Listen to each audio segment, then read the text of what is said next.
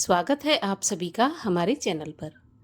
आज के इस वीडियो में हम आपको सुनाएंगे शुक्रवार के व्रत की कथा। इसके अलावा हमारे चैनल पर आप सभी प्रकार की व्रत कथाएं और महात्म्य सुन सकते हैं। इसके लिए आपको केवल हमारे चैनल को सब्सक्राइब करके बेल आइकन पर क्लिक करना है। और अगर आज की ये कथा अच्छी लगे तो लाइक अवश्य कर दीजिए, क्योंकि आपके लाइक से ही हमें ये पता चलता है कि आपको वीडियो पसंद आया। तो चलिए अब हम आपको सुनाते हैं संतोषी माता के व्रत की कथा। एक बुढ़िया थी और उसके 7 पुत्र थे। 6 कमाने वाले थे और एक निकम्मा था। बुढ़िया माँ 6 पुत्रों की रसोई बनाती, भोजन कराती और पीछे से जो कुछ बचता तो 7वें पुत्र को दे देती थी। परंतु वह बड़ा भोला भाला था, मन में कुछ भी विचार नहीं करता था। एक दिन वह अपनी बहू से बोला, देखो मेरी माता का मुझ पर कितना प्यार है। वह बोली, क्यों नहीं, सबका झूठा बचा हुआ तुमको खिलाती है। वह बोला, भला ऐसा भी कहीं हो सकता है? मैं जब तक अपनी आंखों से नहीं देखूं तब तक नहीं मान सकता। तो बहू हंसकर बोली, देख लोगे तब तो मानोगे। फिर कुछ दिन बाद एक बड़ा त्योहार आया। घर में 7 प्रकार के भोजन और चूरमा के लड्डू बने। वह जांचने को सिर दर्द का बहाना बनाकर पतला सा कपड़ा सिर पर ओढ़कर रसोई घर में सो गया और कपड़े में से सब देखता रहा। 6 भाई भोजन करने आए। उसने देखा माँ ने उनके लिए सुंदर सुंदर आसन बिछाए, 7 प्रकार की रसोई परोसी और आग्रह करके जिमाती रही, और वह कपड़े में से सब देखता रहा। 6 भाई भोजन करके उठे, तब माता ने उनकी जूठी थालियों में से लड्डुओं के टुकड़ों को उठाया और एक लड्डू बनाया। जूठन साफ कर बुढ़िया माँ ने पुकारा, उठो बेटा, 6 भाई भोजन कर गए, अब तू ही बाकी है, उठ, कब खाएगा?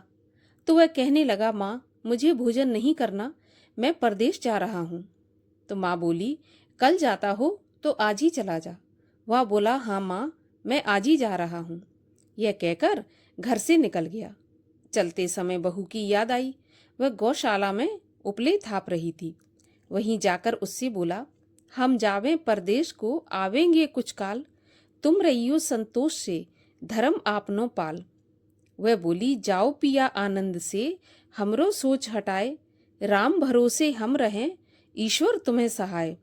देव निशानी आपनी, देख धरू में धीर, सुध हमरी न बिसारियो, रखियो मन गंभीर।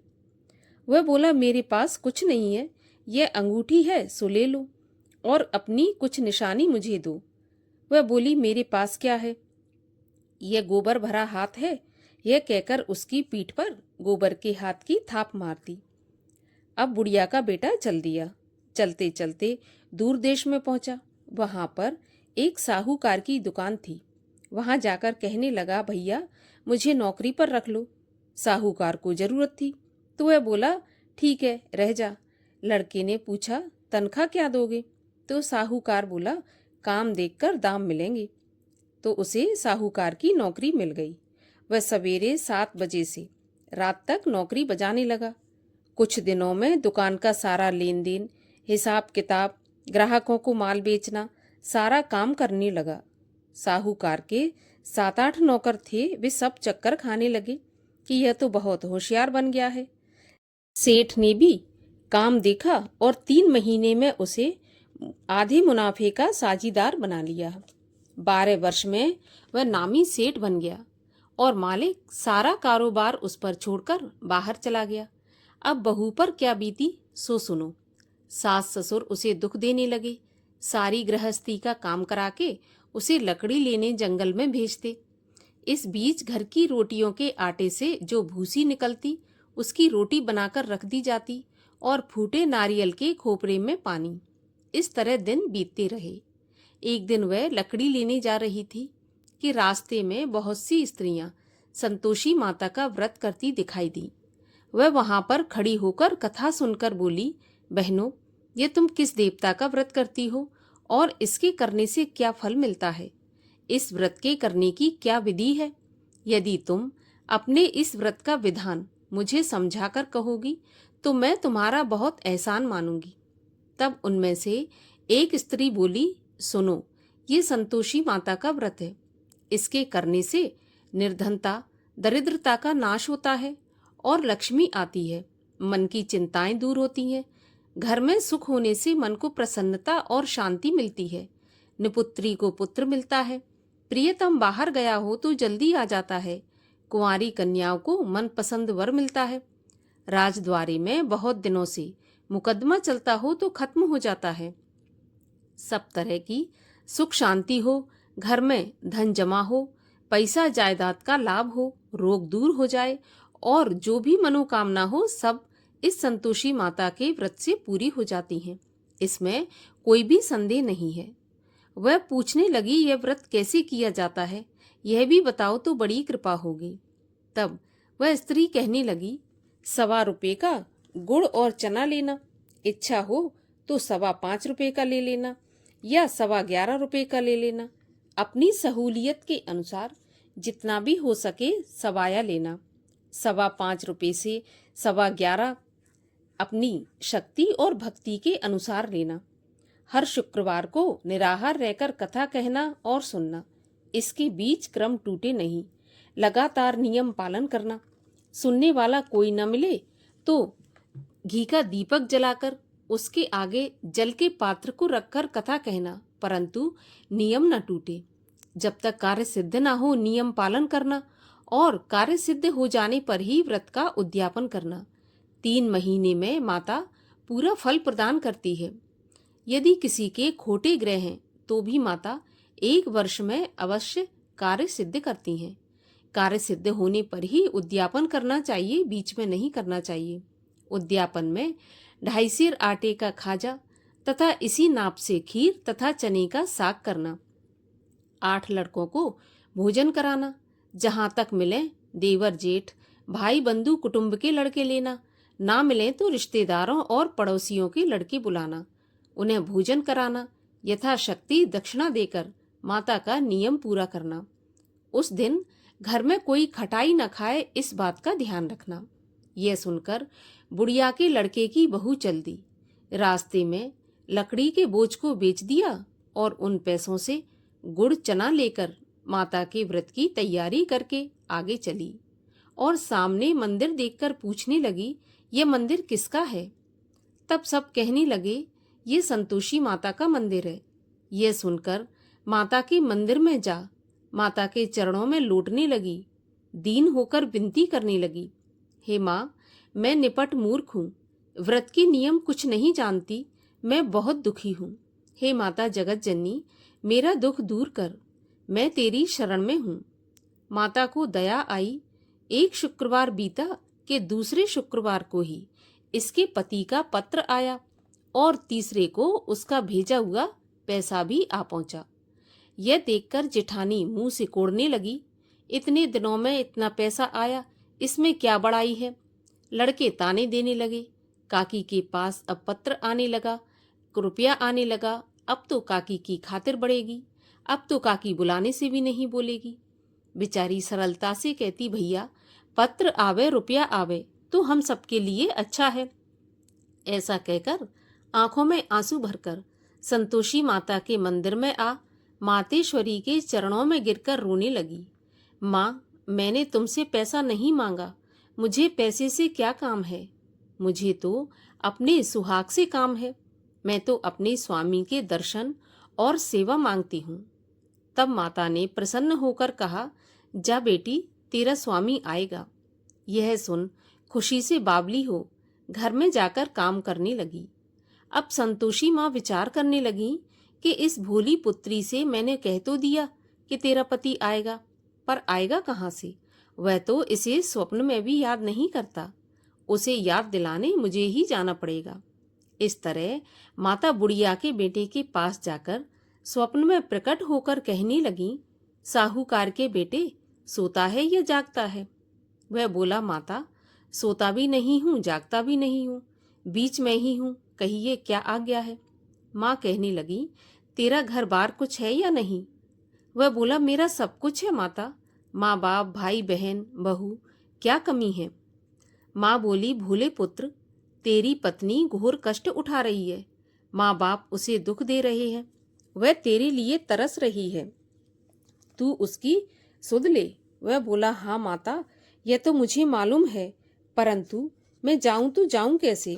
परदेश की बात है, लेन देन का कोई हिसाब नहीं है, जाने का कोई भी रास्ता नजर नहीं आता, कैसे चला जाऊं? माँ कहने लगी, मेरी बात मान, सवेरे नहा धोकर संतोषी माता का नाम ले, घी का दीपक जलाकर दंडवत करके दुकान पर जा बैठना। देखते देखते तेरा लेन देन सब चुक जाएगा, जमा माल बिक जाएगा, सांझ होते होते धन का ढेर लग जाएगा।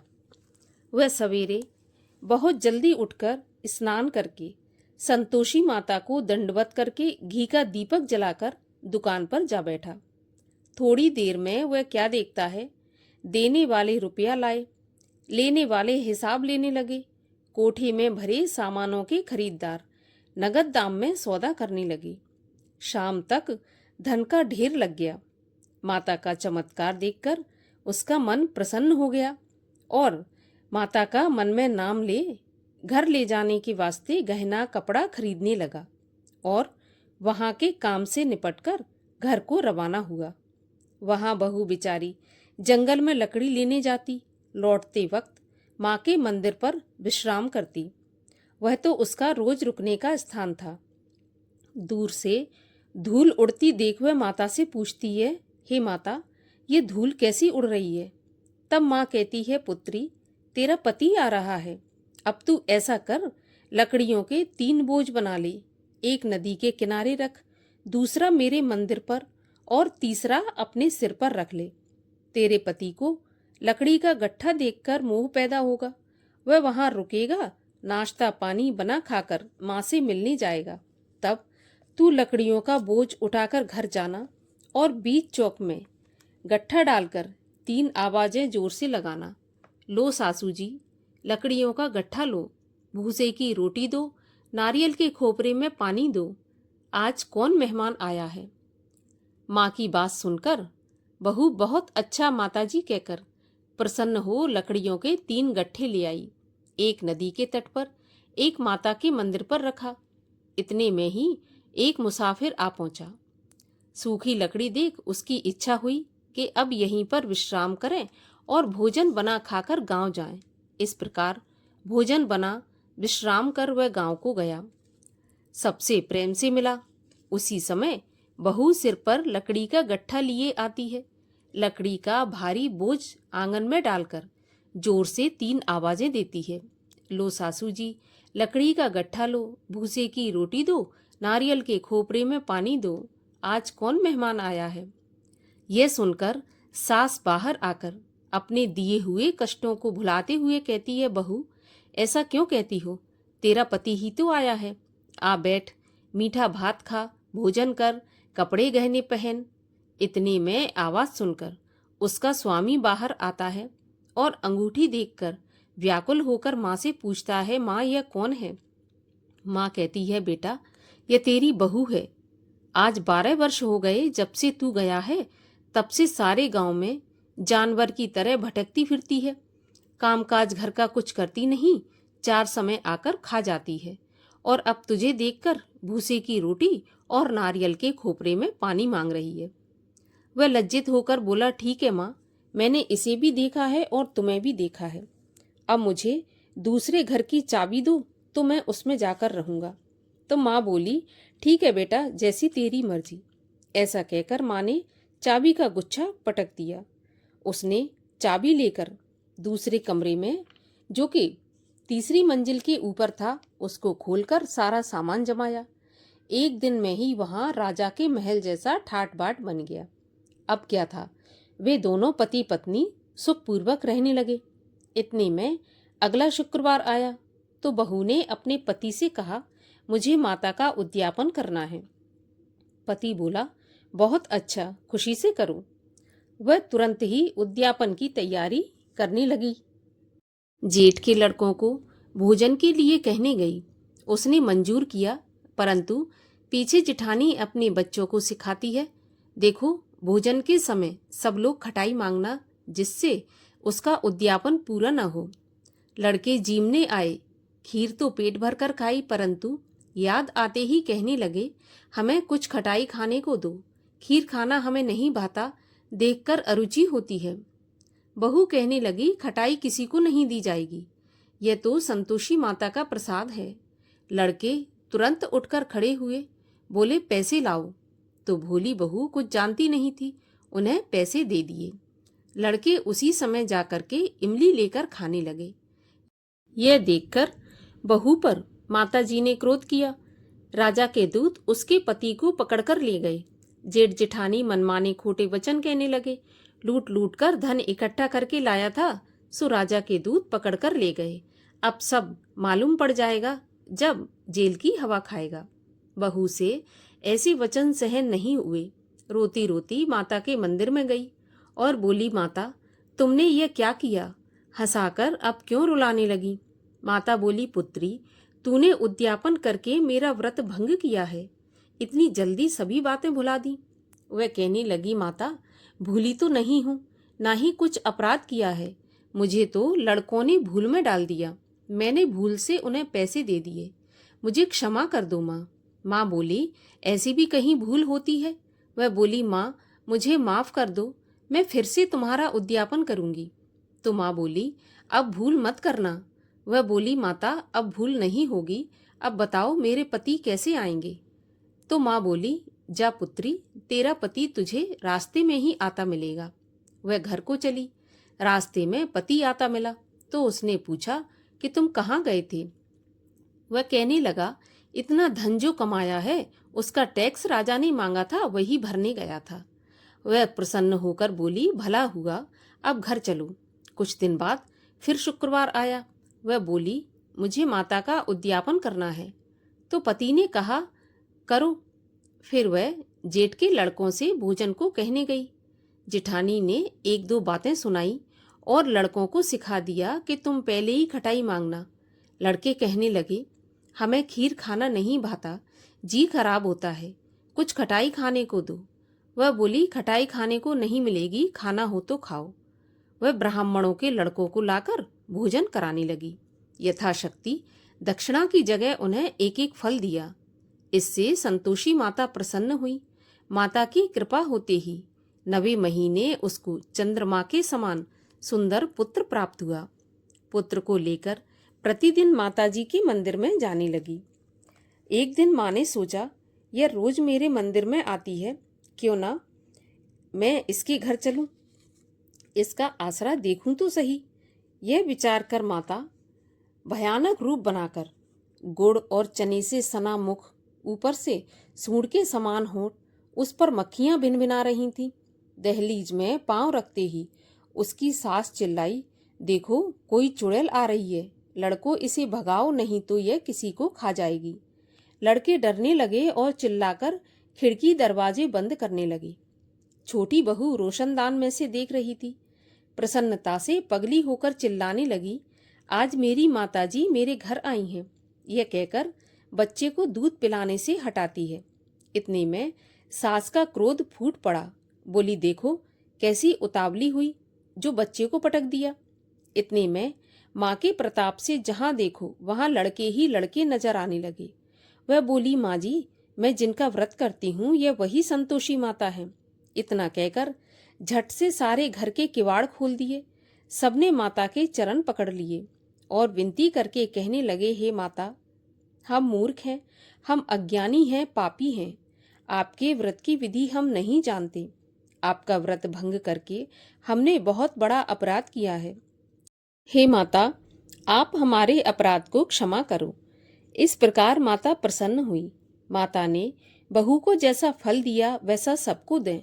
जो यह कथा पढ़े या सुने उसका मनोरथ पूर्ण हो। बोलो संतोषी माता की जय। संतोषी माता की आरती। जय संतोषी माता मैया, जय संतोषी माता, अपने सेवक जन की सुख संपत्ति दाता।